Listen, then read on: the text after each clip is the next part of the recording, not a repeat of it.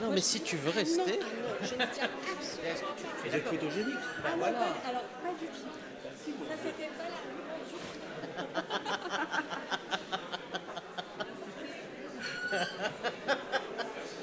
Voilà. Je présente les gens et après je te laisse gérer. Hein, et après je te laisse gérer. Tout à fait. Tu me présentes aussi vite fait sur le gars. Bien sûr. Comme ça, je dis, j'invite les orateurs, effectivement. Très très bien, très très bien. Ça va très bien se passer. Donc là, j'ai revu. Donc en fait, si on commence à 35, Ouais. donc ça fait 11h50, après 11h50. Mais en fait, c'est super si on arrive à même 13h, ça va. Ah d'accord, ok.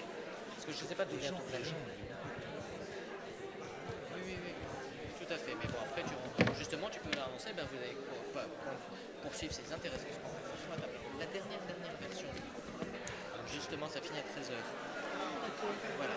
Donc, 1, 2, 3. Donc on peut donner 20 minutes à chaque. Non. Ah non. Ah non. 1, 2, 3, 4, ça fait un quart d'heure.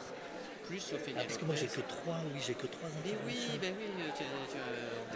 J'ai pas celle-ci. on a rajouté un quart d'heure. Ah bah donc c'est un quart d'heure. Donc c'est un quart d'heure chacun. La dernière, c'est Ophélia Lopez. Ouais, Ophélia Lopez.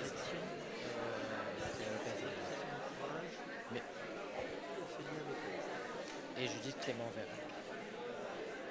Et si tu veux, je veux bien revenir les présenter et te laisser un peu de lumière. S'il vous plaît, prenez place.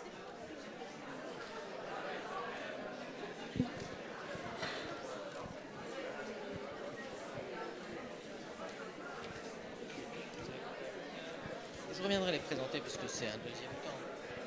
Parce qu'il y a deux temps. Oui. On dit bien Fabre ou Fabrec. Fabre, il y a un accent, mais Très bien. C'est vous qui le présentez alors? Je vais juste indiquer que voilà, il va animer la séance et la. Alors il faut dire que c'est qu'il est responsable de l'UTEP de Villévrain quand même. Important. Tout à fait. C'est bien marqué sur le. Voilà. Peut-être que c'est parti, je le fais en 3 minutes. Ouais, super. Merci. On va pouvoir redémarrer, si vous le voulez bien. Prenez place, installez-vous. On va démarrer cette deuxième partie de matinée consacrée à la présentation sur de nouveaux outils et nouveaux programmes de psychoéducation, également à des échanges sur l'implication de l'entourage dans les mesures d'anticipation en psychiatrie, autant de sujets importants que l'on a envie de traiter, sur lesquels on a envie de pouvoir échanger. Donc installez-vous pour qu'on ne prenne pas trop de retard. Je vais également profiter pour indiquer un dernier point organisationnel. On va faire circuler dans la salle des badges autocollants qu'on va vous inviter à coller sur vos vêtements pour qu'ils soient bien visibles. Ils vous seront nécessaires pour réaccéder plus facilement à la salle et ils vous seront surtout indispensables si vous vouliez accéder au restaurant d'entreprise du ministère. Donc pour ceux qui ont pu acheter une contre-marque ce matin, il faudra absolument en disposer pour y accéder et pour en revenir. Pour ceux qui voudraient toujours accéder au restaurant mais n'auraient pas pu acheter une contre-marque ce matin, ce sera toujours possible au niveau du RIE tout à l'heure. Donc voilà, vous pourrez y accéder dès 13h. Rendez-vous ici à 14h. Installez-vous.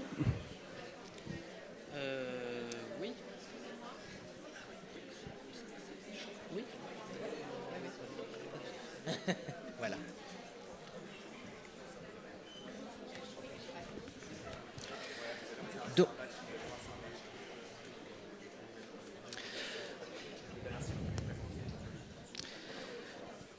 Donc nous avons une fin de matinée qui est encore un petit peu chargée avant l'heure du déjeuner.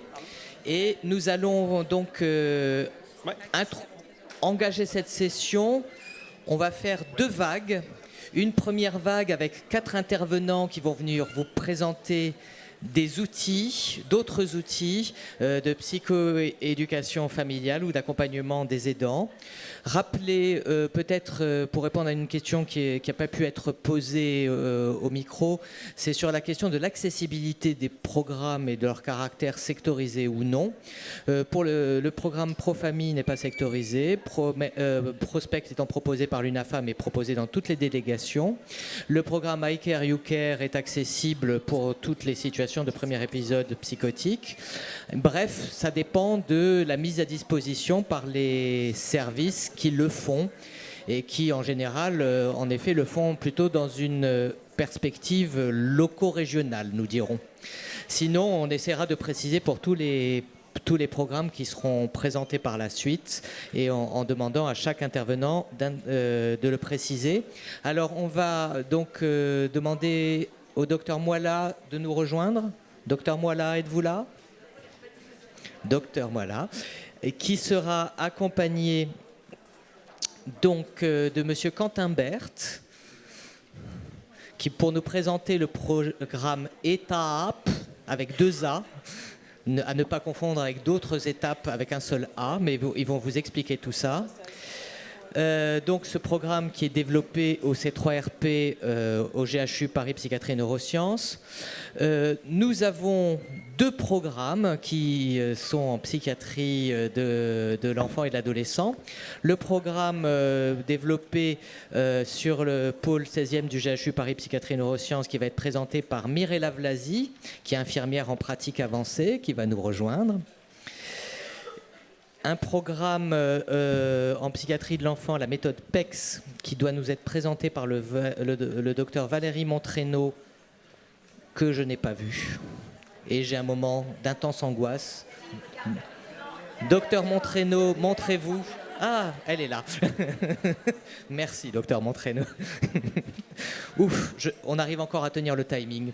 Et le premier, celui qui est arrivé à l'heure, monsieur Le Mercier, qui est déjà assis, qui est président de l'association Connexion Familiale. Connexion Familiale étant également un programme de psychoéducation animé par des familles pour des familles dans le trouble bipolaire. Mais sans plus attendre, je vous laisse rentrer dans le trouble borderline. Pardon, je fais à chaque fois l'erreur. Pardon, monsieur Le Mercier.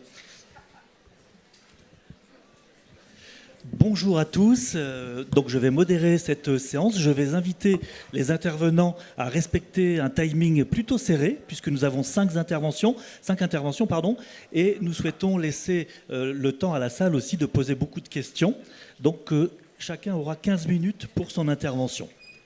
Donc Pascal Favret, je suis psychiatre, pédopsychiatre à l'hôpital de Villévrard, responsable d'une unité d'éducation thérapeutique, entre autres. Mais je m'occupe aussi des personnes en situation complexe qui souffrent de troubles neurodéveloppementaux pour 3 départements de l'Est parisien avec la Pitié-Salpêtrière et l'Usidatu. Et effectivement, nous aurons des interventions qui porteront sur ce thème. Eh bien, écoutez, j'invite nos collègues, Madame Moala et Monsieur Berthe, à propos du programme ETAP en psychiatrie. Et donc, à distinguer du programme ETAP avec un seul A, semble-t-il. Ça fonctionne? Oui, parfait, merci. Effectivement, donc, je me présente, je suis le docteur Moala Mona, je suis psychiatre au C3RP, je vous présenterai rapidement l'unité tout à l'heure. Et je me présente, donc je suis Quentin Berthe, je participe en tant que co-animateur au programme ETAP, en particulier dans le groupe des proches.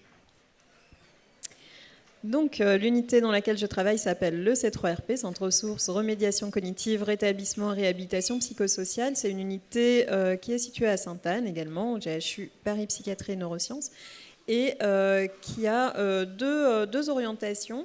La première, c'est de réaliser des diagnostics de troubles du neurodéveloppement de l'adulte. Donc les troubles du neurodéveloppement, c'est tout ce qui est troubles du spectre de l'autisme, troubles déficitaires de l'attention, hyperactivité, etc. Et de réaliser des prises en charge en réhabilitation psychosociale pour des personnes qui ont des troubles psychiatriques chroniques, y compris troubles schizophréniques et troubles du neurodéveloppement, dont troubles du neurodéveloppement complexe de l'adulte. C'est une unité où on a comme travail de fond des constructions de parcours de soins en réhabilitation. Et la majorité de nos parcours de soins débutent par une étape fondamentale qui est l'éducation thérapeutique du patient, mais également des proches. On essaie d'intégrer au maximum les proches. Alors, je ne reviens pas sur le programme Pro-Famille qui a déjà été largement explicité précédemment. En revanche, il nous manquait, une bille qui était de l'éducation thérapeutique dans le champ de l'autisme. Il y avait un gros besoin, en fait, comme je vous disais, on fait du diagnostic de troubles du neurodéveloppement de l'adulte. À l'issue du parcours diagnostique, si effectivement le diagnostic est confirmé, on avait un entretien durant lequel j'avais des slides en fait, que j'avais créés, que je montrais pour expliquer, en fait, faire un petit peu d'éducation à ce que c'était que ce trouble. Avec, à l'issue de ces slides, la proposition d'être rencontré, d'avoir un petit suivi par notre père aidant, en suivi post-diagnostic, comme on fait dans tous les diagnostics. Mais pour autant, cette prestation était finalement assez insuffisante. Les patients, les proches revenaient beaucoup en nous demandant plus d'informations, des mails, des appels téléphoniques, etc. On sentait qu'il y avait un gros besoin derrière quand même d'avoir plus d'informations sur le trouble. On a attendu 2020 la sortie de l'étude du Dr Bagdadli de Montpellier qui, au niveau de son centre ressources autisme, a sollicité tout un tas de personnes autistes et de leurs proches pour leur demander un petit peu quels étaient leurs besoins en termes de psychoéducation. Il faut savoir qu'en France, à ce niveau-là, il n'y avait vraiment pas grand-chose qui existait, surtout chez l'adulte. Vraiment, pour ainsi dire, rien du tout. Donc cette étude a montré qu'il y avait des gros besoins. Alors, je ne reviens pas forcément sur les besoins des personnes concernées, mais, puisque ce n'est pas le sujet de la journée, mais en ce qui concerne les proches, plus de 90% des proches de personnes concernées sollicitées lors de cette étude disaient qu'effectivement, elles avaient un souhait de participer à des groupes de psychoéducation, d'éducation thérapeutique, et en fait leurs besoins concernaient notamment les droits de leurs proches, mais aussi la communication avec leurs proches, et donc l'amélioration du pronostic finalement familial, donc des relations familiales, mais aussi de l'intégration de leurs proches dans la vie sociétale professionnelle. Donc il y avait un gros besoin, mais qui n'était pas du tout suivi de fait dans le champ de l'autisme. On a donc décidé de finalement mettre en œuvre cette création de groupe sur Sainte-Anne au niveau du C3RP. Et on a surtout décidé de se lancer, non pas seul, ça n'a pas vraiment de sens pour nous, mais de se lancer avec des personnes concernées, donc avec des personnes autistes. Le groupe qu'on avait en tête s'orienter effectivement vers des personnes avec des troubles du spectre de l'autisme adultes sans déficience intellectuelle. Alors pourquoi les personnes autistes sans déficience intellectuelle ? Parce que c'est des personnes qui ont beaucoup recours à nos soins de psychiatrie adulte. Pendant très longtemps, on a sous-diagnostiqué, on continue à sous-diagnostiquer ce trouble en France. Pour autant, c'est des personnes qui sont dans nos lits, dans nos prises en charge en psychiatrie adulte. Les personnes autistes avec déficience intellectuelle ont énormément de comorbidités somatiques. À l'inverse, les personnes autistes sans déficience intellectuelle ont assez peu de comorbidités somatiques, en tout cas envahissantes. En revanche, elles ont des comorbidités psychiatriques très envahissantes, notamment troubles anxieux, troubles dépressifs, troubles de l'humeur bipolaire, troubles schizophréniques, etc. Donc c'est des comorbidités extrêmement importantes et qui jusque-là étaient en fait la pathologie principale pour lesquelles elles étaient prises en charge en psychiatrie. Donc c'est des personnes qu'on a vraiment à prendre en charge chez nous en psychiatrie. Il y a un vrai besoin donc de les prendre en charge, que ces personnes se connaissent mieux. Mieux se connaître, ça permet d'aller mieux par la suite. C'est tout le principe de l'éducation thérapeutique. Donc on a monté ce programme avec des personnes concernées. C'est l'association Paris qui nous a beaucoup soutenus et avec laquelle on a énormément travaillé, vraiment main dans la main pour créer le programme Étape. Donc on a créé vraiment chacune des sessions avec un verbatim en se basant sur ce que l'étude du Dr Baghdadi avait rapporté comme besoin. Et on a enfin mis en place cette animation qu'on a un groupe pilote. On s'est testé un petit peu sur un groupe pilote avec une co-animation systématique. Donc on a de manière systématique un soignant et une personne concernée. Donc côté personne concernée, une personne autiste, et côté proche, un proche. Donc c'est comme ça que Quentin est avec moi aujourd'hui. On a donc intégré les proches aidants dans ce contexte-là. Alors c'est un groupe qui est beaucoup basé sur le groupe I Care You Care que vous venez de voir passer dans son fonctionnement, dans son squelette, pas dans son contenu, puisque évidemment on est sur d'autres troubles. Donc, pour ma part, je vais davantage me focaliser sur le contenu des séances pour les proches, puisque c'est évidemment le sujet de la journée. Mon idée, c'est pas de vous détailler précisément ce qui se raconte à l'intérieur, ce serait évidemment beaucoup trop long dans le temps qui nous est imparti. Ce qu'il faut garder à l'esprit, c'est que les séances d'étapes sont conçues de façon assez progressive, c'est-à-dire que les premières séances se focalisent beaucoup sur des connaissances théoriques qui sont nécessaires malgré tout pour les proches, pour pouvoir comprendre le fonctionnement de leurs personnes concernées et donc de leurs proches autistes. Et donc ces premières séances sont souvent des séances qui sont assez lourdes en contenu et qui sont assez intenses, mais qui sont nécessaires puisque quand on va passer aux séances beaucoup plus pratiques, beaucoup plus orientées sur la vie de tous les jours, on va pouvoir faire appel aux notions théoriques qui ont été abordées dans les premières séances. Et on le voit assez clairement, notamment sur les séances sur la communication.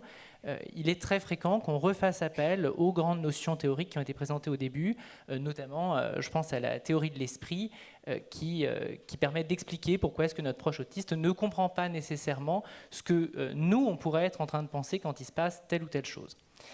Et alors, on a dit qu'il y avait des proches dans le groupe proche. Je pense que la force du groupe proche, c'est qu'il n'y a pas que des proches. Il y a aussi des personnes autistes qui interviennent dedans.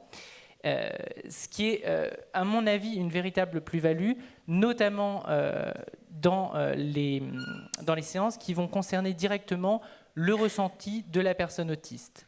Et ça permet aux proches d'avoir potentiellement une personne autiste qui va leur expliquer comment il perçoit le monde au quotidien, comment il ressent le monde au quotidien, chose qu'ils n'auront pas forcément entendue de la bouche de leurs proches parce que leurs proches, personnes concernées, n'aura pas été encore à même de verbaliser ces difficultés ou d'en prendre conscience.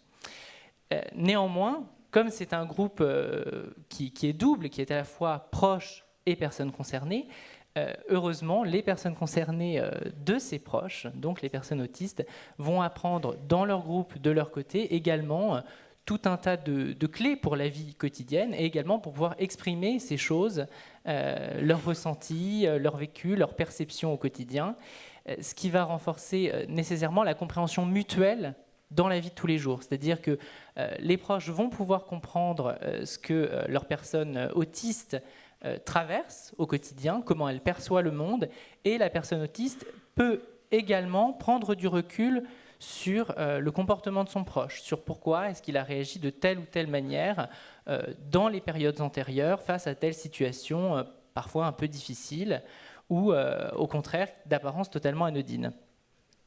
Et il y a bien sûr des séances très concrètes qui, au-delà des exercices comme les exercices de communication, vont donner des outils pour notamment l'insertion dans la vie professionnelle. Et je pense également à la vie associative qui est couplée avec une séance sur la déstigmatisation, puisque finalement, cette question de la déstigmatisation, j'ai entendu qu'il en avait été question au moment des premières questions de la matinée, mais c'est aussi aux proches de participer à cette déstigmatisation. On ne sait pas forcément comment faire, et donc finalement, apprendre comment déstigmatiser, c'est à mon avis une bonne façon de conclure et de se relancer dans la vie de tous les jours après le programme étape.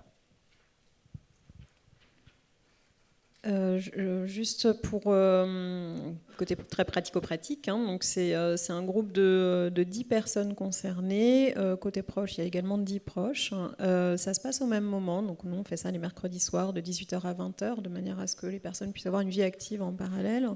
Mais ça se fait dans 2 salles différentes pour que les choses qui soient dites puissent être dites de manière plus libre aussi de part et d'autre. Côté proche, on a des compagnons, des compagnes, des parents, des frères et sœurs et des amis. On autorise aussi l'entourage amical pour des personnes qui notamment sont en rupture familiale.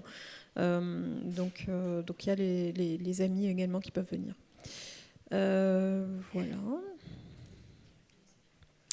Alors, le groupe pilote, on a fait quelques petites statistiques pour voir si ça convenait, hein, globalement, ce qu'on est en train de faire. Bon, a priori, c'est plutôt satisfaisant pour les proches, 93%, les autistes, 90%. Et les chiffres sont toujours un petit peu plus bas côté autistes, parce qu'ils sont un petit peu plus francs avec nous. Ça nous aide à avancer aussi. Plutôt une bonne assiduité des 2 côtés. Et en termes de sensation d'utilité, même constat que pour la satisfaction, hein, c'est plutôt très positif. Suite au groupe pilote, dans le groupe pilote, on avait 10 séances, donc on a un petit peu augmenté. Vous avez vu qu'on est passé à 13 séances, parce qu'il y avait beaucoup de demandes, notamment sur les relations familiales, les relations sentimentales, et puis et côté proche sur la communication, beaucoup de demandes pour augmenter les séances sur la communication.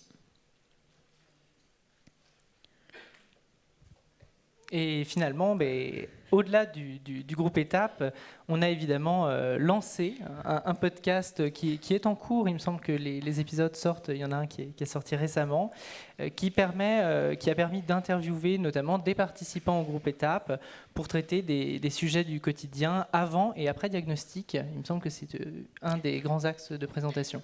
Absolument, en fait c'est un podcast qui a découlé directement du groupe Étape, puisque la question de la déstigmatisation était très présente et on se disait, bon ok, là entre nos murs on est tous en train de déstigmatiser sur l'autisme, mais il faudrait que ça aille bien au-delà, et donc on est parti sur cette idée de podcast. Il y a 2 types d'épisodes. Un épisode effectivement où on va parler d'une thématique particulière de l'autisme. Le prochain, ça rejoint un petit peu une des questions qu'il y a eu tout à l'heure sur l'humour. Le prochain épisode qui sort est un épisode de ce type-là, et ça sera humour et autisme avec une humoriste, Florence Mendes, que vous connaissez peut-être, qui est autiste et qui parle justement de son vécu. L'autre type d'épisode, c'est un épisode relationnel. Donc c'est la personne autiste et quelqu'un de ses proches, parmi de ses proches, comment l'autisme a pu impacter la relation, comment on en est arrivé au diagnostic. C'est des diagnostics qui sont très souvent tardifs, les diagnostics d'autisme sans déficience, encore en France. Donc souvent, il n'y a pas d'avant-après en termes de symptômes, mais il y a un avant et après diagnostic, et ça change beaucoup de choses. On s'en rend beaucoup compte au fil des épisodes.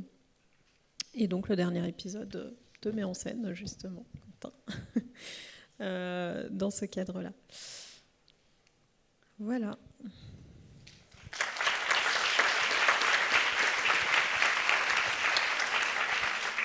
Merci beaucoup pour votre intervention.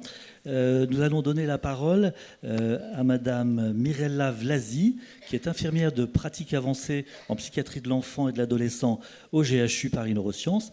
Et je tiens à souligner qu'il s'agit de notre second IPA aujourd'hui. Merci beaucoup. Merci à Olivier, à Dominique de m'avoir invité, et en effet d'ouvrir ce débat en fait sur la prise en charge aussi des enfants et l'accompagnement que nous proposons un peu de psychiatrie.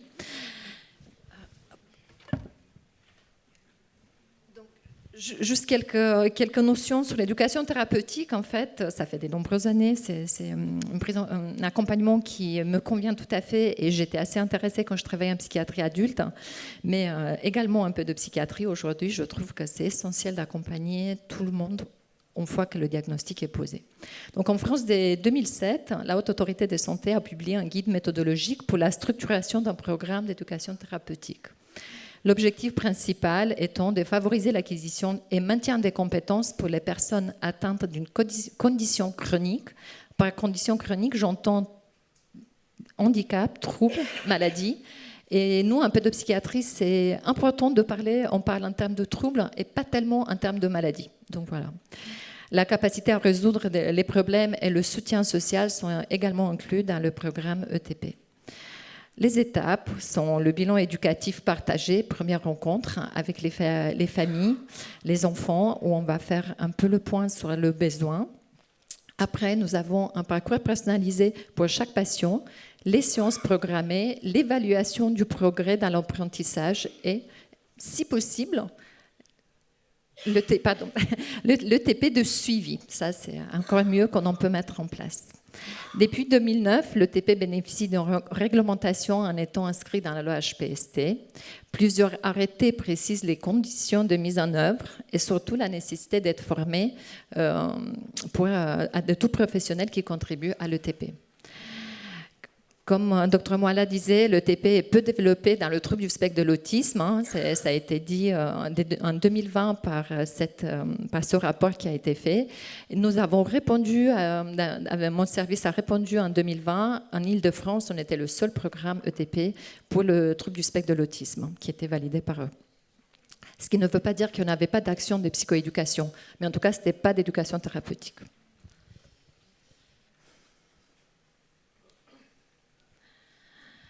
Quelques recommandations en fait qui sont faites par l'autorité de santé. Donc, en effet, l'éducation thérapeutique apparaît pertinente à proposer dans le trouble du spectre de l'autisme en y associant les aidants, en particulier quand le jeune âge ou l'importance des déficiences, parce qu'en effet, quand il y a des déficiences qui sont importantes, ça va être plus compliqué d'accompagner juste l'enfant ou le jeune. Donc là, les familles, c'est indispensable. Et parce que ça peut quand même limiter sinon la participation à l'ETP. Les recommandations des bonnes pratiques faites dans les plans autisme successifs, mais aussi par la Haute Autorité de Santé, mettent en avant l'importance des collaborations entre les parents et les professionnels. Dès 2005, l'HAS recommande que les diagnostics soient annoncés de façon précise aux parents et qu'ils soient accompagnés des propositions précoces de soins, d'éducation pour l'enfant et des soutiens divers à sa famille. Le plan autisme 2008-2010, ainsi que les recommandations de 2010 de l'ANASM ou de l'HAS en 2012, ils mettent en évidence la nécessité d'accompagner et d'informer les parents. Le troisième plan autisme 2013-2017 va plus loin en proposant de mettre en œuvre des actions de formation des parents, qualifiés désormais d'aidants familiaux. L'accompagnement des familles, le soutenir, les reconnaître et reconnaître leur expertise fait partie du 5e engagement de la stratégie nationale TSA-TND du dernier plan autisme.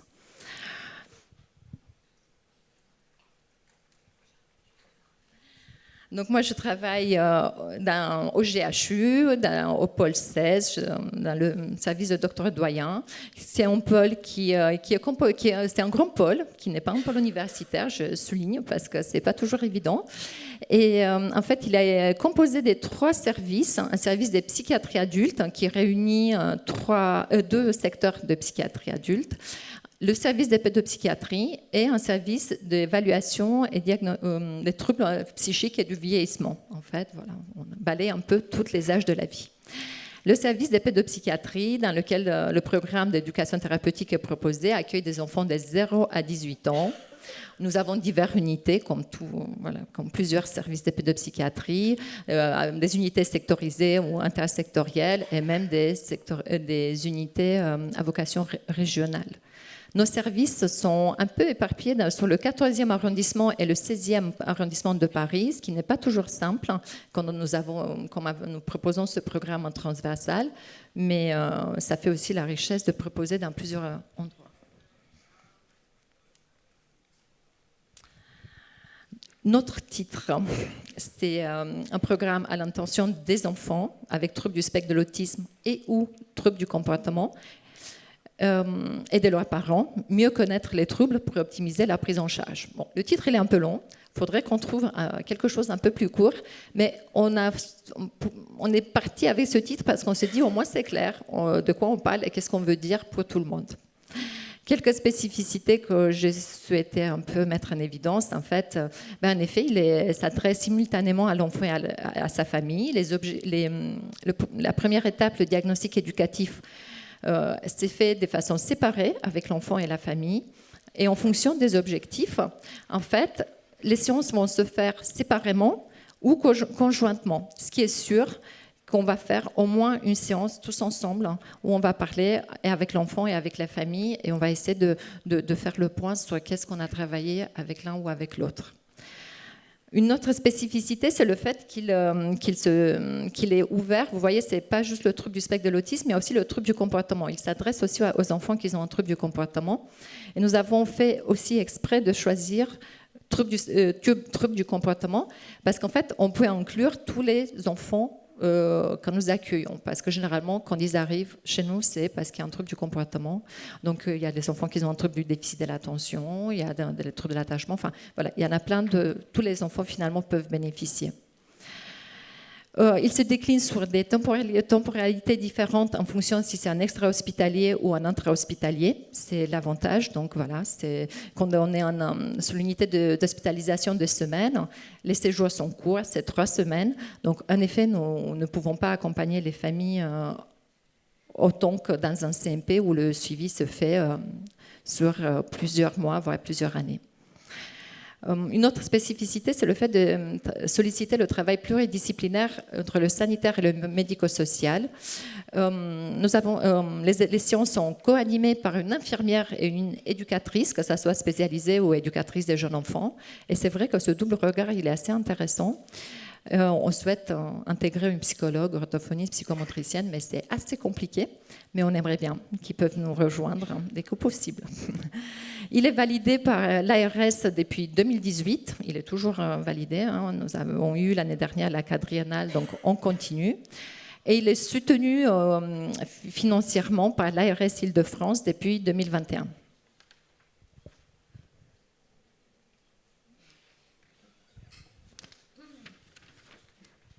Ce programme, donc, il est né des entretiens éducatifs, en fait. C'est parti des choses que mes collègues, les éducatrices spécialisées, faisaient dans le service.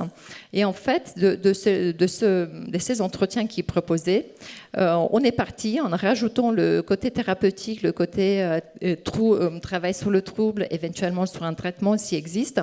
Et ça a été construit en 2018. Le document a été écrit par les différents professionnels et ils sont enrichis régulièrement.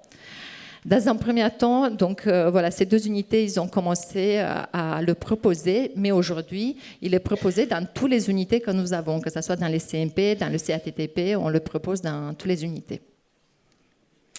Les objectifs, quels sont les objectifs pour ce programme? En fait, ça va être d'informer sur le trouble et le traitement, d'entraîner sur la compréhension de troubles, on reste toujours sur cette idée de trouble et de son traitement, bien sûr de travailler sur l'autonomie, pour l'enfant, pour l'aider à développer son autonomie en connaissant mieux qu'est-ce qui se passe, quels sont les moments difficiles, dès que possible, l'aider à comprendre le traitement. Tout ça, on essaie de, bien sûr, on l'adapte en fonction de l'âge. Et pour les parents, on les aide à réfléchir sur les représentations qu'ils ont du trouble et également du traitement. Mais ce qui semblait essentiel, c'était surtout les accompagner par rapport aux difficultés qu'ils rencontrent au quotidien. Ça, c'était vraiment on commence souvent, d'ailleurs, par cette partie-là, à parler du quotidien. Ces objectifs sont regroupés en 3 thématiques, donc une sur le trouble, une autour du traitement, une sur la gestion du quotidien, qui sont qu'on ne les propose pas forcément dans ce sens, même si bien sûr il faut parler du diagnostic et de qu'est-ce qui se passe, mais je vous dis, souvent on commence par le quotidien, et d'ailleurs le traitement, fort heureusement, il n'y en a pas tout le monde qui en a, et voilà. Je vous montre un exemple de cadre conceptuel que nous avons fait qu'on utilise régulièrement avec les familles. Elle est utilisée pour accompagner sur le travail autour des représentations, mais aussi pour les aider à identifier les signes, hein, parce que souvent ils disent mais non, je ne sais pas, et en fait si. Donc avec cette carte conceptuelle, on arrive à très bien mettre les mots et à savoir qu'est-ce qui est compliqué. Donc ça a été fait avec une maman d'un enfant de 8 ans qui essaie d'écrire quelles sont les difficultés et comment elle voit les choses. Et c'est écrire ces différences et échanger sur les liens qui existent avec le diagnostic l'a vraiment aidé à mieux appréhender qu'est-ce qui lui arrive à son fils et comment elle peut éventuellement comprendre certaines difficultés qu'il peut avoir. Une autre fiche, notre exemple, ça va être la fiche traitement. On a développé récemment des fiches pour chaque traitement que nous donnons. Donc là, vous avez un exemple sur la mélatonine. Elles ont été travaillées avec le service de pharmacie de notre établissement. C'est un outil qui est assez ludique parce qu'il est présenté et à l'enfant et à la famille. On reprend avec eux l'indication, le pourquoi, qu'est-ce que c'est ce médicament. Voilà, c'est souvent la peur, est-ce qu'il y a une accoutumance, est-ce que mon enfant va pouvoir arrêter, donc voilà, toutes ces questions-là, ça permet vraiment de parler autour de. Très bien, merci. Donc là, continuons parce qu'en fait, c'est une fiche qui est recto verso. Là, on va parler sur donner quelques conseils. Si c'est à libération prolongée, non, il ne faut pas l'écraser, faire attention. Qu'est-ce qu'il faut surveiller? Quelques conseils hygiéno-diététiques. En effet, il y a la mélatonine, mais peut-être dans la journée, faire attention aussi. Voilà, toutes ces choses qu'on peut discuter, ou aussi les parents peuvent prendre des notes. Et ça aide aussi les jeunes professionnels qui arrivent dans les services, en effet, à s'approprier les choses et à pouvoir peut-être parler plus simplement de traitement avec les familles.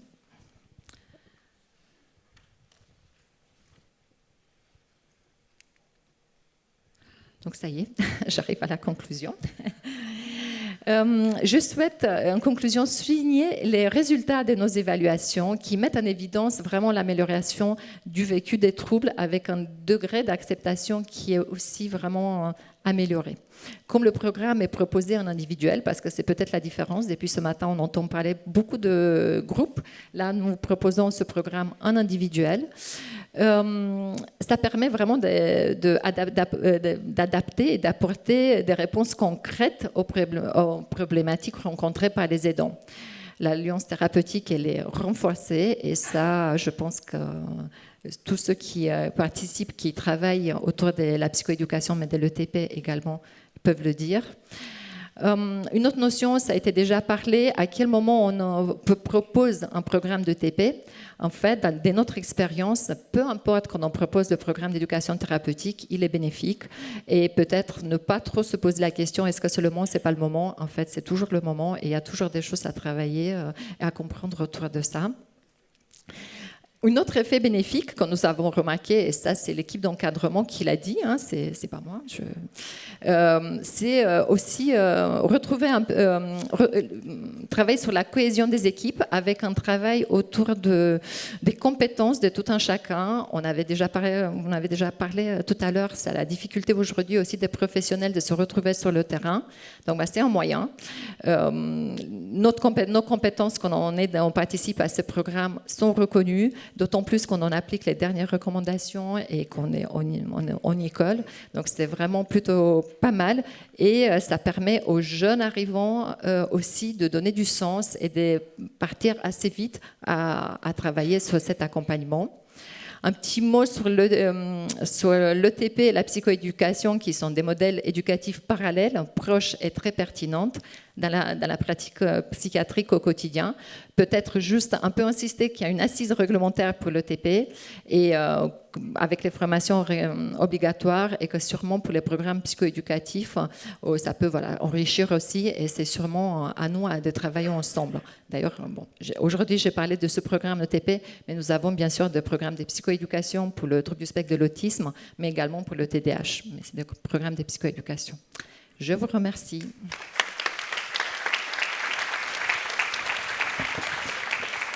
Merci beaucoup pour votre intervention. Donc, nous allons donner la parole au docteur Valérie Montraîneau, qui est psychiatre en psychiatrie de l'enfant et de l'adolescent également à Paris, et qui a souhaité professer. Enfin, professer, parler debout, disons. Professer, sûrement pas. En tout cas, je voulais parler non pas de la méthode de PECS, mais en tout cas, comment est-ce qu'on aide les familles et les enfants à rentrer dans la communication. Parce que ça sera un aspect très important de l'éducation thérapeutique, d'expliquer aux familles comment communiquer avec leur enfant autiste. Moi, je parle de ma place de pédopsychiatre, de secteur, de CMP et d'hôpital de jour, et je reçois les enfants très jeunes, et je suis amenée à faire des diagnostics des enfants que je reçois qui ont entre 2 et 3 ans, parfois même plus jeunes, quand on peut commencer à s'inquiéter. Et donc, collaborer avec les parents est une nécessité totalement vitale. Alors, on appuie là, voilà. Donc, pour expliquer, pour pouvoir mettre en place une communication avec les enfants, il faut déjà expliquer aux parents les difficultés de compréhension de l'enfant. Les particularités sensorielles de l'enfant, est-ce qu'il va être gêné par la lumière, gêné par les couleurs, gêné par l'intensité du bruit, est-ce qu'il vaut mieux chuchoter ou parler très fort, est-ce qu'on peut avoir plusieurs sensorialités qui sont stimulées ou pas. Donc bien connaître l'enfant et bien repérer s'il y a quelque chose qui gratte dans le cou, on ne peut pas écouter. On ne peut pas non plus exiger d'avoir un contact visuel quand le contact visuel donne trop d'émotions. Pour certains enfants, c'est très difficile à la fois regarder et comprendre. On peut aussi, il faut aussi savoir quels sont les intérêts de l'enfant.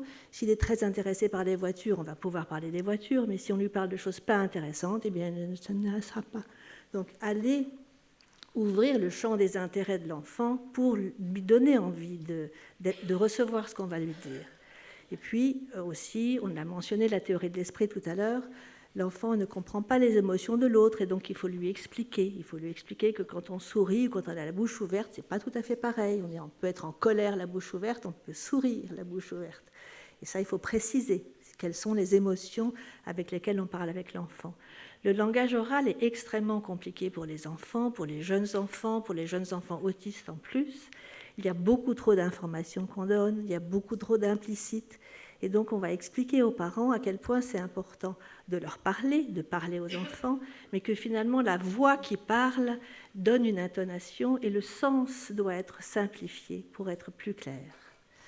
Et aussi bien comprendre que le monde va trop vite pour les autistes. Pour la plupart des autistes, ils sont tous différents, mais grosso modo, si on parle très très vite, eh bien, on a du mal à se faire comprendre et qu'il vaut mieux ralentir et laisser le temps que l'information arrive avant d'exiger une réponse. Donc tous les programmes, enfin moi je ne vais pas parler d'un programme, les programmes, on ne peut pas s'occuper d'autistes à l'heure actuelle sans comprendre que le programme Teach a été la révolution depuis plus de 50 ans et qu'il n'y a plus d'univers pour un enfant autiste qui ne soit pas l'univers Teach, on pourrait le dire comme ça. Le programme Teach n'est pas une méthode, mais c'est un programme, et ça c'est important de le savoir, c'est un programme qui voulait prendre en compte toute l'éducation des enfants dans toutes les dimensions familiales, d'éducation, de travail, social. Et c'était vraiment un programme de l'État de la Caroline du Nord et qui reste le b.a.-ba de ce qu'on essaye de faire laborieusement en France, essayer de faire participer les parents, déjà Schopler l'avait dit, expliquer les difficultés, évaluer les enfants. Et évaluer, c'est un point très important du programme Teach, qui sont les évaluations qui donnent non pas c'est bon, c'est pas bon, mais c'est bon, ça pourrait être intéressant, c'est la notion d'émergence, c'est-à-dire qu'il y a des enfants qui ratent des choses, mais il ne leur faut pas grand-chose pour qu'ils réussissent. Et c'est là-dessus qu'on va s'appuyer quand on va développer des programmes, quand on va développer des projets avec les enfants, c'est sur ce qui va marcher pour que les petits pas soient toujours des petits pas réussis. Donc ça, c'est vraiment quelque chose de très important que nous apportait le programme Teach. et qui sont maintenant les évaluations bien connues, le PEP, la APEP, et beaucoup de choses en dérivent, mais je pense que c'est important de rendre à Schopler, en 1971 quand même, c'est à date, ce avec quoi on travaille. Donc la méthode PECS, c'est une méthode qui a été créée, elle aussi, il y a quand même 40 ans, par Andy Bondy et Laurie Frost. Elle, c'est une méthode avec un modèle déposé, avec des choses à acheter pour utiliser tout le classeur et toutes les choses. Mais finalement, c'est très inspiré du programme Teach.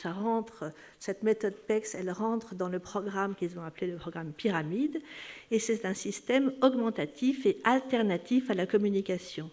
Donc, ils ont développé, Andy Bondy et Laurie Frost, 6 phases pour développer la communication, et une communication qui deviendrait alternative à la communication. Et ce qui est important, et ce pourquoi il est très utile de l'utiliser, c'est que c'est une communication augmentative. C'est-à-dire que non seulement on va parler avec des cartes, on va s'adresser à l'enfant avec des cartes et des emplois du temps, je vais vous montrer des exemples, mais on va aussi parler en même temps.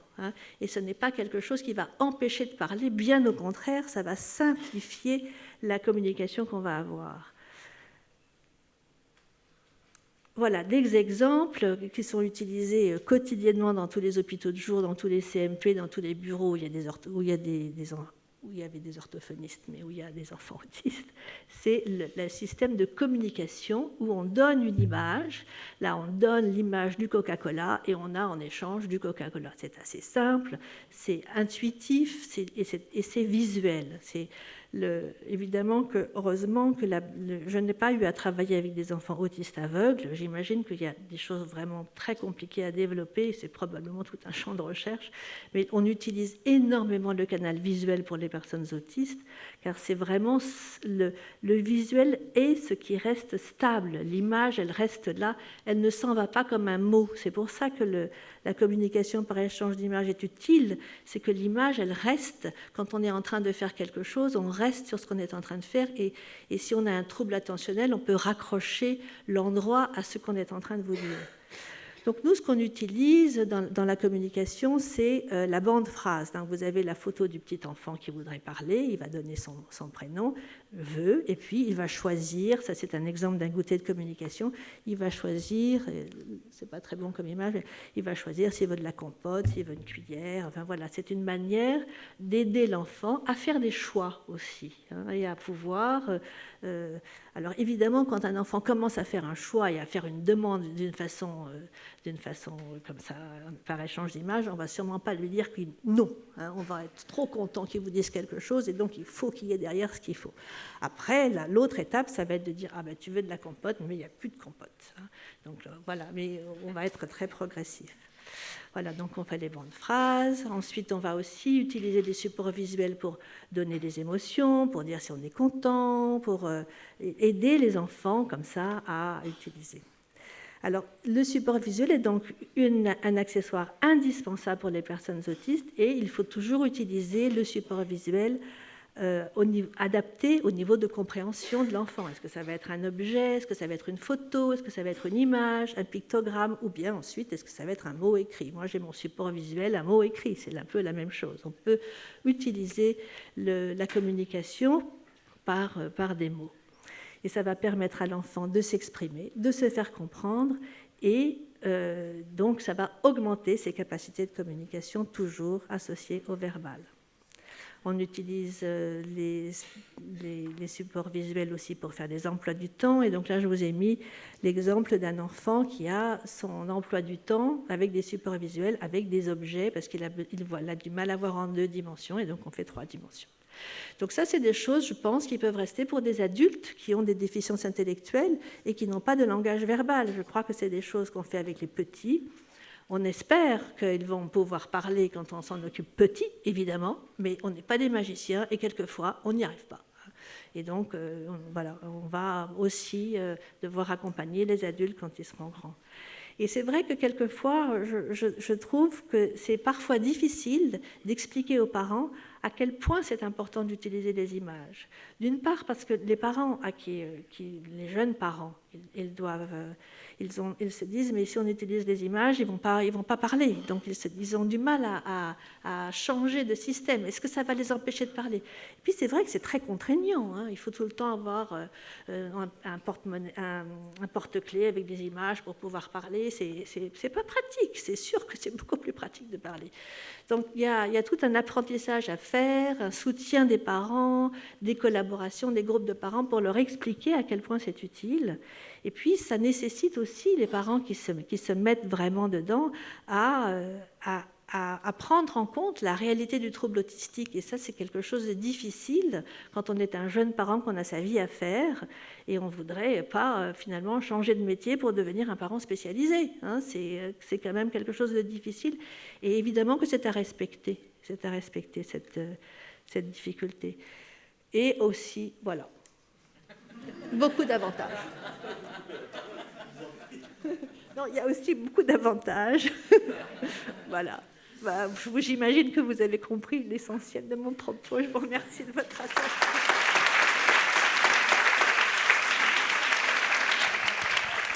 Toutes mes excuses, je ne voulais pas vous interrompre. Écoutez, dernière intervention de cette demi-session. Donc, Monsieur Lemercier, qui préside l'association Connexion Familiale. Bonjour à tous. Merci à Olivier de m'avoir invité. Merci pour l'organisation de cette journée. Ça fonctionne? Oui, c'est le bip, pardon.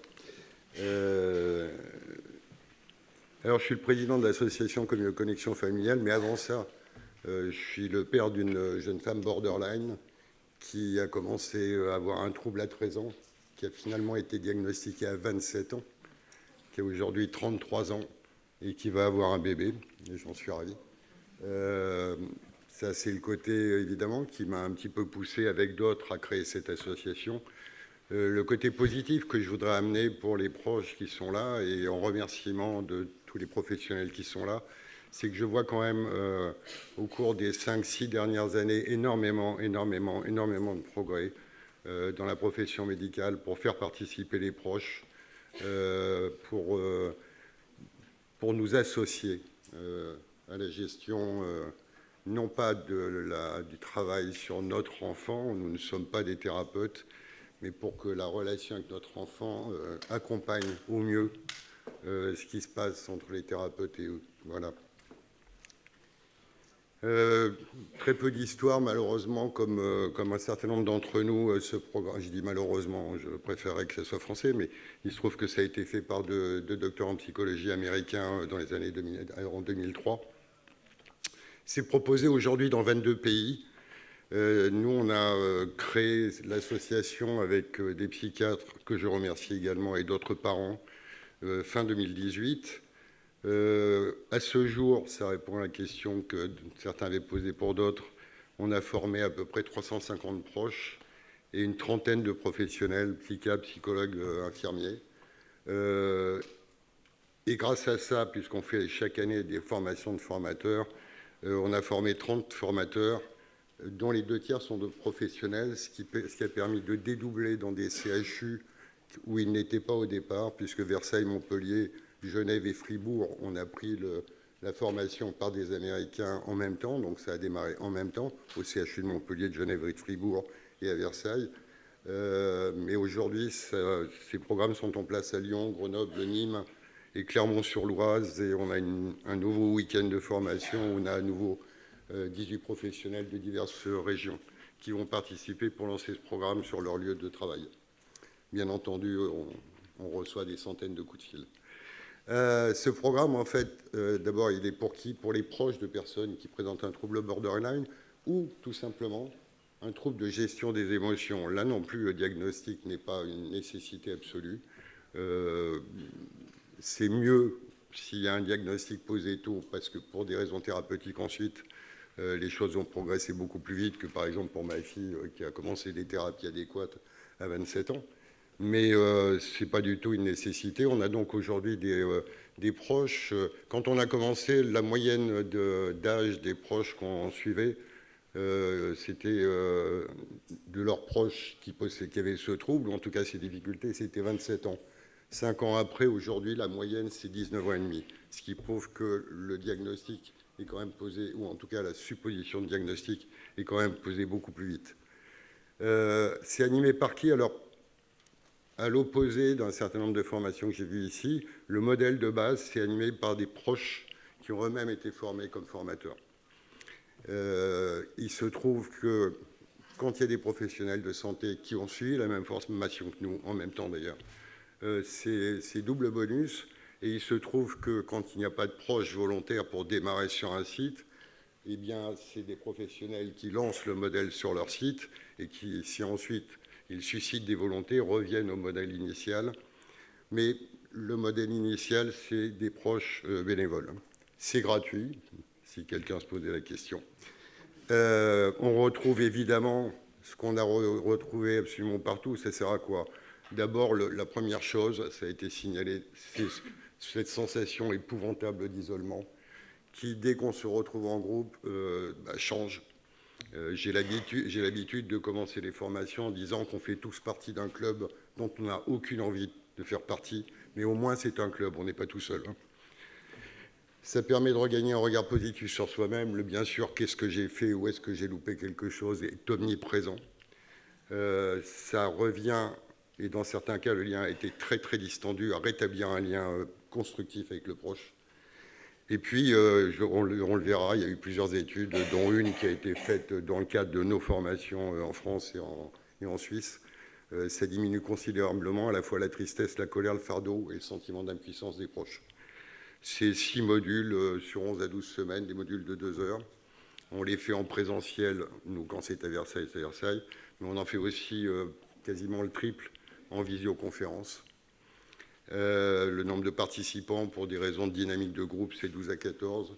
Et on essaie systématiquement d'inclure un professionnel, psychologue, infirmier psychiatrique, psychiatre de santé, qui est volontaire pour le faire, bien entendu, comme observateur actif dans les sessions pour essayer de développer au maximum le modèle.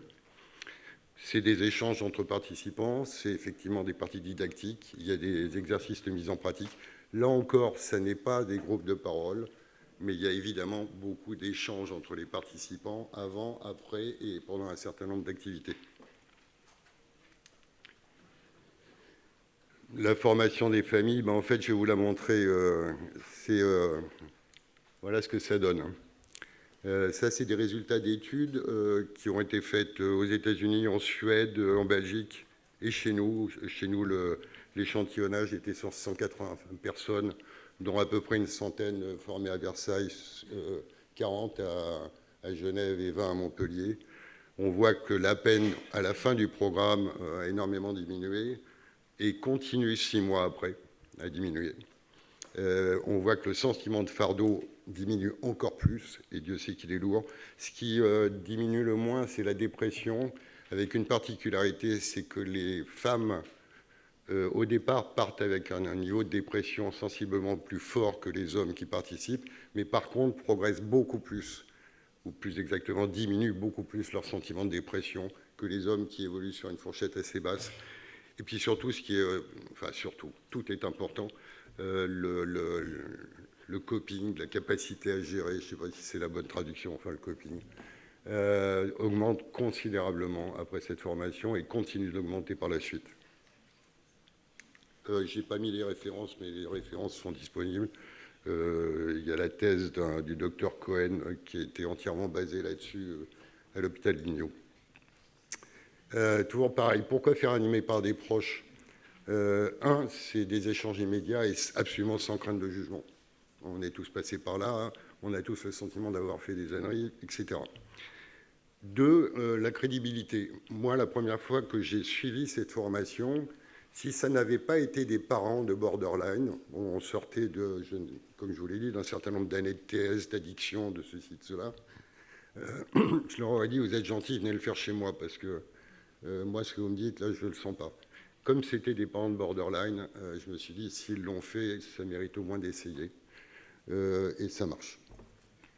Et puis, surtout, entre nous, L'intérêt, c'est qu'on s'autorise enfin, et c'est le but de cette formation, à penser un petit peu à nous. Parce qu'auparavant, en réalité, on ne pense qu'à notre gosse borderline, et d'ailleurs au détriment, et ça a été souvent évoqué, des fratries, qui, par la suite, notre fille cadette a commencé à développer des problèmes quand sa sœur aînée a commencé à être traitée sérieusement et a commencé à s'améliorer. Et donc, notre cadette avait 25 ans, donc jusqu'à 25 ans, rien. Puis tout d'un coup, paf, plein de phobies. Oui. Alors, il y a un vrai plus. Quand en plus, on a des professionnels de santé, j'ai cité psychiatre, psychologue, on a des formations qui sont faites avec des infirmiers psychiatriques qui sont fabuleuses. Et ben, le vrai plus, ça a été souligné aussi ici, c'est de retrouver un lien avec la médecine qui, pour beaucoup de parents, a été fortement sollicité, voire écrasé. C'est peut-être du ressenti, parfois c'est du réel, j'ai quelques exemples, mais en tout cas, ce sentiment est terriblement présent. Et quand il voit qu'il y a, non seulement dans l'assistance, mais parfois en animation, un psy qui vient là bénévolement, quel que soit son rôle, et qui va passer 20-24 heures avec eux, en plus, en général, de 19h30 à 21h30, ils disent, bon, il y en a, ça existe, il y a des gens dans la santé qui ont vraiment envie qu'on fasse des trucs pour nous, et ça les réconcilie vraiment. En plus, ça leur donne l'occasion de poser des questions sur les traitements de leurs proches, mais ce n'est pas du tout le but. Le contenu, assez rapidement, parce que je ne veux pas non plus déborder. On retrouve des choses que vous avez vues dans d'autres domaines, si ce n'est qu'ils sont basés sur, pour ceux qui connaissent, qui sont basés en fait sur une thérapie de troisième vague qui s'appelle la thérapie comportementale dialectique. Et il y a donc des aspects très particuliers. On insiste beaucoup sur le mindfulness, la méditation de pleine conscience. On en fait des petits exercices à chaque début de séance. Le but étant évidemment pas de nous, on n'est pas des spécialistes, mais le but étant d'arriver à se recentrer sur soi-même sans jugement. Et cette même TCD est une thérapie qui est appliquée, une des plus favorables pour les personnes borderline elles-mêmes. On tente, et là aussi, nulle surprise, de mettre en place de la communication efficace avec toujours cette même démarche. On utilise, nous aussi, un petit peu d'humour. Il y a un slide où il y a marqué, comme disait la maman de Pampan dans le film Bambi, « Si tu n'as rien de gentil à dire, tais-toi ». Avec nos enfants borderline, c'est pas mal. Et donc, voilà. On en a d'autres, de l'humour. On a bien sûr des compétences de régulation des émotions et on sait tous, absolument tous, que sauf à avoir vraiment travaillé sur soi-même, on n'est pas très doué pour réguler nos émotions et on est encore moins doué pour essayer de ne pas juger. Et pourtant, c'est deux compétences absolument essentielles, non seulement pour les borderline, mais pour tout le monde. On dit d'ailleurs souvent à nos participants, ce que vous faites là pour vos gosses, vous allez voir, ça va vous servir partout. Et puis après, il y a des compétences de gestion de problèmes. On voit là qu'on n'est pas des magiciens, on ne parle pas de résolution de problèmes, on parle bien de gestion de problèmes, parce que la résolution de problèmes, c'est les thérapeutes qui vont pouvoir les faire avec nos enfants. Nous, ce qu'on va pouvoir, c'est essayer de gérer au mieux, un peu comme on demande à un secouriste, à la limite, ne fais rien mais n'endommage pas le malade. C'est un petit peu l'idée.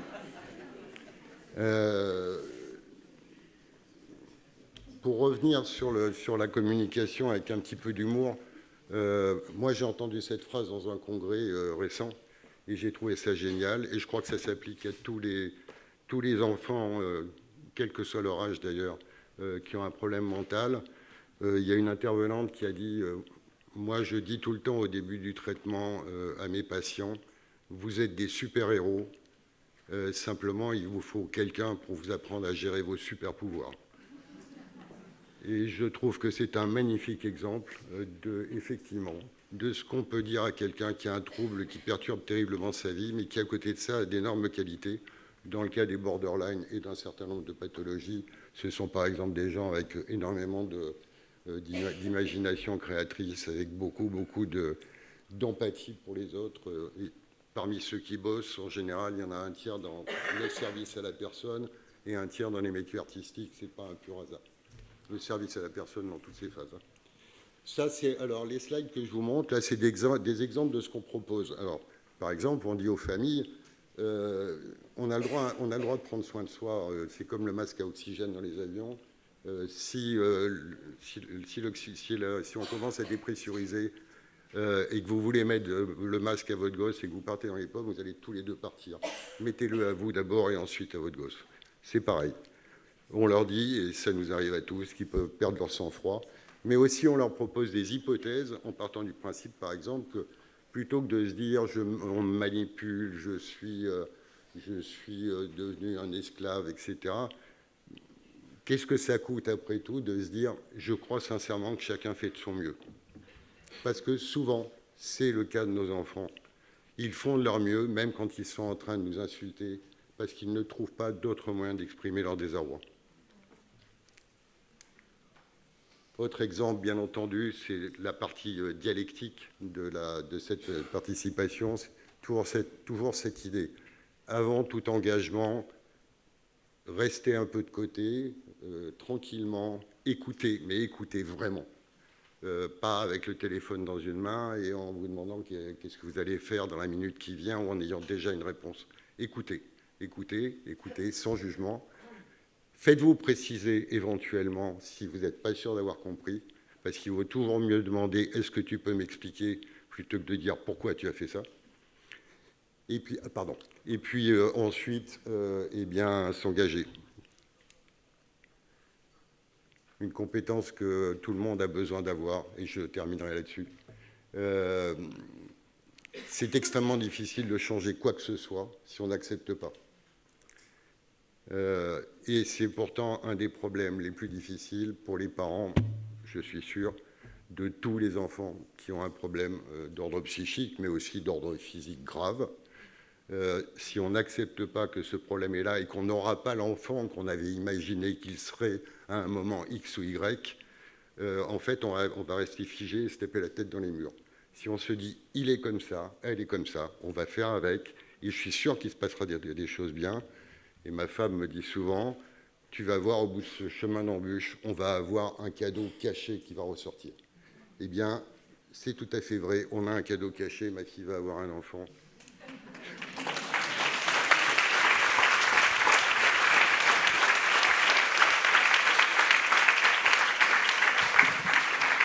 Merci beaucoup pour ces pensées positives qui vraiment font du bien. On avait pendant votre intervention un animal de bonne compagnie qui était en méditation de pleine conscience. Olivier, comment vois-tu les choses? Est-ce que nous donnons la parole à la salle maintenant ou l'intervention? D'accord. Donc, si le docteur Ophélia Lopez Hernandez, qui est psychologue, et Judith Clément pouvaient intervenir, médiatrice de santé père, à propos de l'implication de l'entourage dans les mesures d'anticipation en psychiatrie. Alors, je vais vous donner le dispositif. Bonjour, merci beaucoup à l'ARS d'Île-de-France de nous avoir invités, Judith et moi, à l'association Luna-Femme, à Santé Mentale France et bien sûr Cluster Pro Famille Île-de-France. Donc, on a la lourde tâche de finir la matinée pas par un programme d'éducation thérapeutique ni de psychoéducation, on va vous parler des mesures d'anticipation en psychiatrie. Donc c'est un outil, plutôt un outil, et c'est surtout quelque chose qui est quand même assez innovant en France. Donc je suis avec Judith Vedeg-Clément, donc, qui travaille avec moi, qui est médiatrice de santé père aux hôpitaux de Saint-Maurice. Alors, de quoi on va parler? On va parler de ce qu'on appelle les directives anticipées. Les directives anticipées, ce sont des documents écrits qui permettent à une personne consciente de formuler à l'avance ses demandes concernant les soins médicaux futurs pour les cas où elle serait dans l'incapacité de donner son consentement. On est là, j'ai pris la définition du docteur Elsa Maître, qui est psychiatre et qui a amené en France toute cette question des directives anticipées en psychiatrie et qui a commencé à écrire dans les revues françaises tout ce qui s'est passé déjà dans les pays anglo-saxons et plus largement à l'international. Je vous rassure, on n'est pas du tout dans la fin de vie. D'accord? Quand on parle de directives anticipées en psychiatrie, on n'est pas dans la fin de vie. D'accord? Ça, c'est la première chose. Donc, en effet, de par leur histoire naturelle, faite de périodes de stabilité entrecoupées d'épisodes de décompensation aiguë, on peut imaginer que chez certaines pathologies psychiatriques, ce type d'outil qui peut être utile parce que justement, il y a des moments où les personnes peuvent avoir des altérations dans leur capacité à consentir. Effectivement, il y a une altération aussi de leur capacité de discernement. Donc, le docteur Elsa Maître nous dit qu'en effet, ce type de dispositif pourrait avoir son utilité. Et donc, l'objectif à ce moment-là est de permettre à un patient d'exprimer à l'avance ses volontés concernant sa prise en charge future s'il devait traverser une nouvelle décompensation et se trouver donc dans l'incapacité de donner son consentement.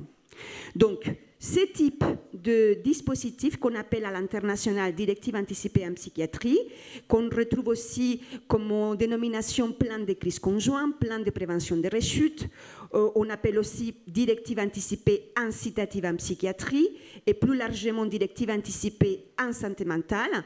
On a décidé dans les équipes chercheurs qui travaillent actuellement en France sur ce sujet, dont je fais partie et ma collègue Judith, on a décidé de l'appeler mesure d'anticipation en psychiatrie, précisément pour se détacher un petit peu du concept des directives anticipées qui nous fait toujours penser un peu à la fin des vies et vraiment bien préciser et définir qu'on n'est pas du tout dans ce cadre-là, on est au contraire dans la prévention de la rechute et on est donc on est vraiment dans un outil qui va aider à la personne à exprimer à l'avance ses souhaits concernant sa prise en charge future. C'est vraiment des outils qui vont prévenir des états de mal-être, des crises, voire des hospitalisations. On va essayer d'anticiper des situations déjà vécues, apprendre à reconnaître des signes d'alerte, mettre en évidence des solutions qui ont été efficaces par le passé ou des solutions qui n'ont pas été efficaces. Ce sont des outils qui vont favoriser la diminution des soins sous contrainte, des mesures de contention, d'isolement, voire des hospitalisations sous contrainte. Je reviendrai là-dessus tout à l'heure. Ce sont des outils qui essayent de favoriser, bien entendu, la décision partagée, le respect des choix de la personne concernée. Ce sont des outils de droit, effectivement, qui vont favoriser la connaissance des soi, du savoir expérientiel, des ressources propres et de l'environnement. Et évidemment, on va essayer d'améliorer l'échange entre les familles, les proches concernés et les professionnels. Ça, ce sont les objectifs, effectivement, larges des mesures d'anticipation en psychiatrie. Quand on regarde la littérature internationale, on trouve qu'en effet, ces types de mesures, les personnes concernées trouvent que ce sont des outils extrêmement rassurants qui vont les aider à être dans les partenariats, dans un partage dans la décision, des décisions qui les concernent. Ils se trouvent plus impliqués dans les soins, ils apprennent à mieux se connaître, à mieux connaître la maladie, et ça les aide aussi, bien entendu, à prévenir les rechutes. Si on se situe du côté des familles, les familles aussi vont nous dire que ce sont des outils qui vont les aider à être mieux impliqués dans les soins, bien sûr à diminuer parfois les situations de contraintes, mais surtout savoir comment réagir en cas de crise, en cas de situation difficile. Qu'est-ce que je peux faire en tant que proche pour aider mon enfant ou mon proche malade à aller mieux?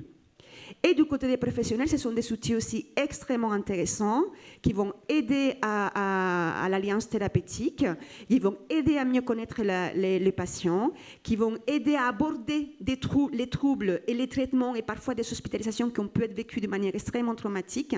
Donc ça va être vraiment des outils thérapeutiques dans ce sens-là, où il va servir de médiation à aborder des choses qu'on aborde normalement lors du suivi. Mais là, l'idée, c'est qu'on va avoir un outil qui est quand même beaucoup plus structuré et synthétique. Et donc, intérêt éthique, bien entendu, on va favoriser le respect des droits des usagers, le respect de ses souhaits. Et ce sont des outils vraiment d'empowerment centrés sur l'usager qui vont favoriser les partenariats et toutes les instances internationales le recommandent, que ce soit les comités internationaux des droits des personnes handicapées et en France, les comités consultatifs nationaux d'éthique, la Haute Autorité de Santé ou le Contrôleur général des lieux de privation de liberté s'intéressent énormément effectivement à cette question. Au niveau thérapeutique, il y a énormément d'effets qu'on retrouve dans la littérature internationale et dans les études qu'on commence à trouver en France. Il y a des effets thérapeutiques, bien entendu, il y a une amélioration de l'autonomie de l'usager, il se sent plus impliqué, il connaît mieux ses troubles, il sait mieux comment réagir, mais il y a aussi une alliance thérapeutique qui se voit améliorée. Et par rapport aux soins sans consentement, là, effectivement, on retrouve dans la littérature, dans les méta-analyses de De Jong, de Molino, 2016-2019, effectivement une diminution entre 23% et 25% de hospitalisation sous contrainte quand on utilise ce type d'outils de mesures d'anticipation en psychiatrie ou des plans de prévention de rechute. Dans la dernière étude d'Aurélie Tanland, équipe française avec Marseille, Paris et Lyon, on retrouve même une diminution de 30% des hospitalisations sous contrainte quand les mesures d'anticipation en psychiatrie sont facilitées et accompagnées par un père aidant. Donc, nous, l'association Prisme, on s'est associé avec les psychomes, avec les soutiens de l'UNAFAM et de Santé Mentale France, et on a développé un outil qu'on a appelé Mon GPS, Mon Guide de Prévention et Soins en Santé Mentale, qui a obtenu le label Droit des usagers de la santé en 2020. Et c'est un outil qu'on a créé après une longue démarche d'études de la littérature, de la législation et en triconstruction avec les proches et les professionnels du sanitaire et du médico-social et les usagers eux-mêmes, qui va viser tant la gestion que la prévention de la crise et qui va favoriser, bien entendu, les souhaits de la personne si jamais elle se retrouve hospitalisée ou en crise. Donc, vous avez compris, un outil qui est né du partenariat, qui va permettre la connaissance de soi, va faciliter l'émergence du savoir expérientiel, des ressources personnelles et environnementales. C'est un outil qui va servir de réflexion, de négociation, de communication entre les proches, les professionnels et l'usager lui-même. Ce sont des outils qu'on a voulu qu'ils soient décentrés du milieu sanitaire. C'est pour ça que vous les trouvez sur le site du Psychom, en téléchargement libre, que vous pouvez télécharger, que vous pouvez proposer à votre proche malade et vous pouvez les travailler avec lui. Donc, décentré du milieu sanitaire, mais intégrable dans ses pratiques, bien entendu. On l'utilise aussi beaucoup dans le médico-social où on a pu accompagner des équipes à l'implantation. Si vous voulez le télécharger, je vous ai mis les QR codes. Et vous pouvez aussi télécharger les kits Mon GPS sur le site du Psychom, où vous allez retrouver le livret Mon GPS, mais vous allez trouver aussi des notices d'utilisation, une notice pour les usagers, pour les aidants et pour les professionnels, et le guide d'implantation dans les services qu'on va sortir, j'espère, en juin. Et je laisse la parole à ma collègue Judith, qui va vous parler de l'intérêt pour les proches de ce type d'outils. Alors du coup, moi je vais parler vraiment de comment du coup un outil de mesure anticipée en psychiatrie comme Mon GPS, puisque moi c'est celui que j'utilise dans ma pratique au quotidien, peut s'appliquer concrètement en fait. Qu'est-ce que ça donne vraiment dans la pratique pour les proches particulièrement. Déjà en amont de la crise, on peut dire du coup que c'est l'intérêt, c'est que c'est vraiment une concertation autour de la personne, que c'est d'abord elle qui choisit les personnes qui sont impliquées dedans. Donc c'est vraiment un outil pour porter la parole de la personne. C'est elle qui est au centre de la rédaction de cet outil et qui choisit les personnes. C'est vraiment l'illustration que j'ai mise sur cette diapo. C'est la personne qui indique le plan à suivre pour elle-même à un moment où elle va bien et elle est accompagnée par des soignants et des proches. C'est du coup ça permet aussi une approche globale, c'est-à-dire ça permet aussi en amont de la crise, si l'outil est proposé par par un soignant ou même par un proche, comme l'a dit Ophélia, puisque c'est en téléchargement libre, ça permet quand même de faire émerger un peu le cercle de la personne, le cercle de soutien, que ce soit l'équipe référente, les soignants, les proches, toutes les personnes qui pourront intervenir au moment où la personne ira moins bien. Ça favorise, ça permet de parler aussi de tous les sujets liés à la maladie et au quotidien avec la maladie, comme les traitements, le suivi. En fait, il y a aussi, ça permet aussi de faire connaître, soit vraiment par la rencontre, soit déjà d'en parler avec la personne, de tous les proches, de tous les intervenants des différents cercles qui pourront éventuellement se retrouver à collaborer ensemble au moment de la crise, si elle arrive. Alors ensuite, il y a aussi beaucoup d'intérêt au moment de la crise, puisque c'est avant tout un support de communication au moment de la crise. On voit donc dans le baromètre de l'UNAFAM que 84% des personnes interrogées déclarent rencontrer des difficultés lors des prises en charge dans le cas d'une urgence. C'est clair que je pense que voilà, ici c'est un public convaincu que le moment de la crise et de l'arrivée aux urgences, qu'elles soient psychiatriques ou générales, est un moment de traumatisme en soi pour les proches et pour la personne concernée, que ce soit la première ou la 10e. Et donc c'est un support de communication, en fait, avant tout, qui rassure énormément. Moi, c'est ça les retours que j'ai dans ma pratique, c'est un outil et un recueil comme ça d'informations qui sont extrêmement rassurants pour la personne, pour les proches. Moi, je favorise toujours, je propose toujours à la personne qui remplit mon GPS d'en donner un exemplaire à un proche, d'en garder un sur elle et d'en donner un à un soignant, soit dans le dossier si elle est déjà suivie, soit voilà, à son médecin généraliste ou à son psychiatre en dehors du secteur. Et c'est en fait un recueil d'informations extrêmement important. C'est un gain de temps pour les soignants qui accueillent la personne, puisque dedans, il y a tous les traitements qui sont recensés, ceux à éviter, ceux à privilégier. Il y a également indiqué les problèmes éventuels somatiques autres que ceux de psychiatrie pour lesquels il peut y avoir des traitements.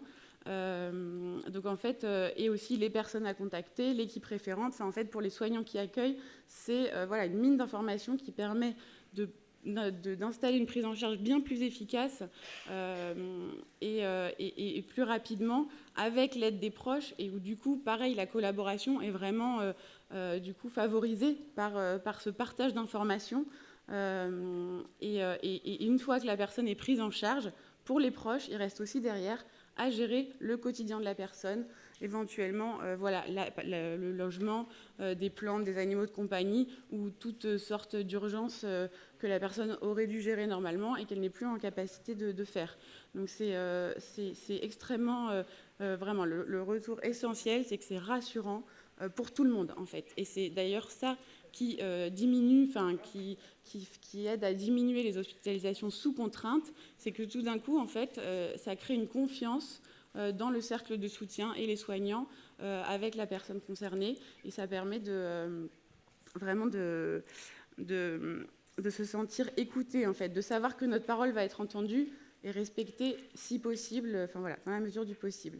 Ensuite, c'est un support des discussions hors crise, donc soit après une crise, on peut réviser ces mesures anticipées en psychiatrie, justement en faisant émerger les savoirs expérientiels issus de cette rechute ou de cette crise, puisque le chemin du rétablissement est non linéaire, est fait de rechute et de progrès. Chaque événement, chaque difficulté est l'occasion de faire émerger des nouveaux savoirs expérientiels. Et c'est possible d'y réfléchir, d'en parler avec ce support des mesures anticipées en psychiatrie. Ça permet aussi d'échanger, de reprendre à froid, à distance de la crise, l'expérience de l'hôpital, de l'hospitalisation, qui est extrêmement traumatisante pour tout le monde, difficile, qui est un sujet dont on ne parle pas souvent. Je veux dire, entre proches et personnes concernées, les personnes concernées ont très peu d'interlocuteurs possibles sur ce sujet.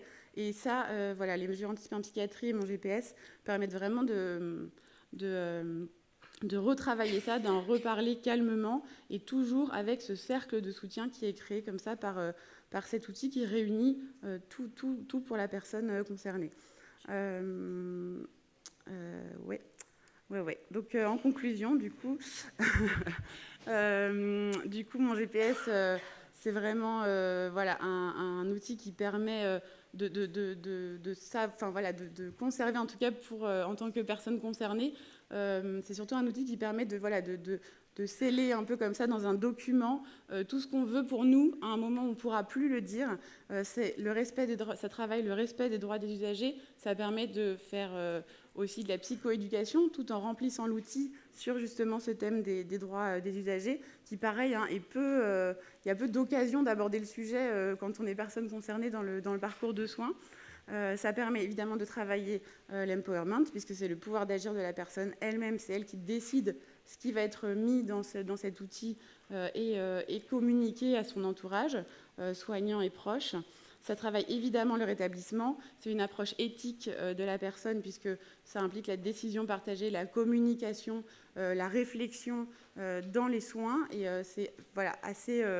ça a quand même été pendant très très très longtemps pas du tout le cas des personnes concernées par un trouble psy.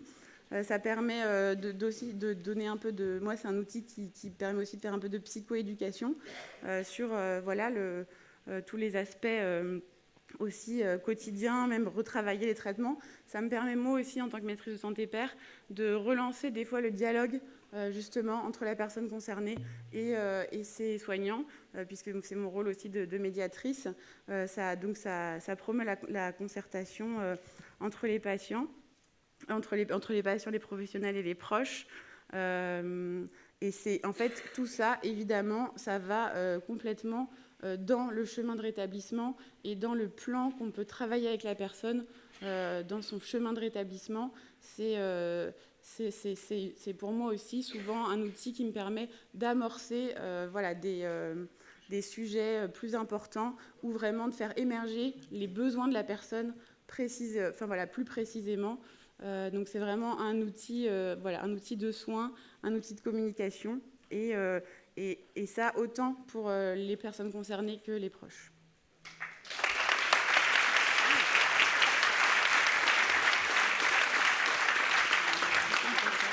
Merci beaucoup. Et c'est aussi, et je vous en remercie, l'occasion de saluer la qualité des supports de Psycom auxquels donc vous contribuez. Olivier, voilà. Écoutez, qui dans la salle souhaite intervenir, faire part de son expérience, poser des questions aux intervenants, que je remercie d'ailleurs pour la qualité de leurs interventions. 5 minutes. 5 minutes. Montre en main. Madame, à gauche.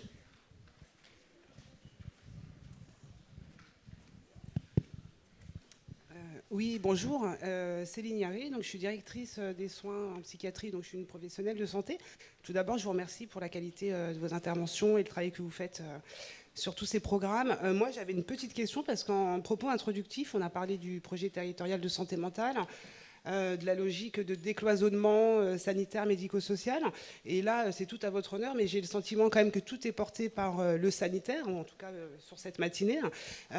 Et par conséquent, je me posais la question assez naïvement, mais pas que, sur, comment dirais-je, une transférabilité, en tout cas des programmes ETP. Alors même si je sais que dans ETP, il y a thérapeutique, et derrière, il y a validité médicale, scientifique et de l'ARS.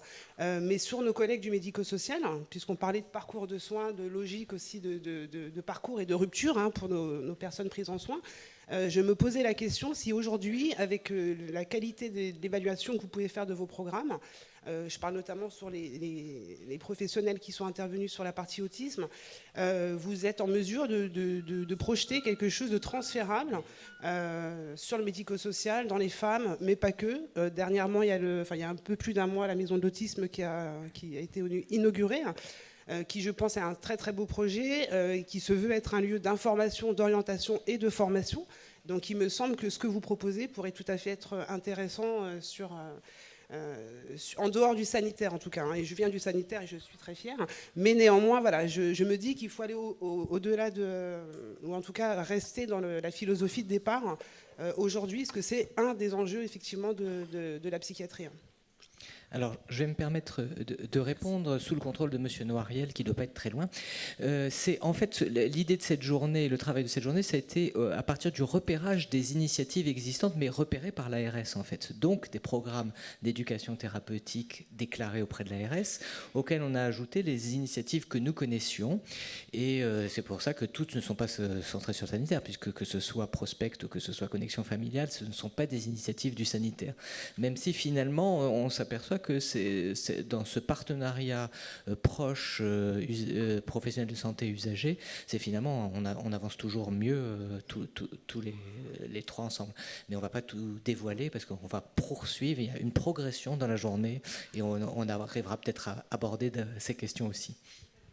Oui, c'est vrai que nous avons un partenariat avec un IME du 77 en fait, et en effet, on profite de la télémédecine qui existe maintenant et on participe en effet, on les fait en fait intervenir et participer au programme ETP, les familles qui accueillent dans l'IME. Donc voilà, oui, ça commence.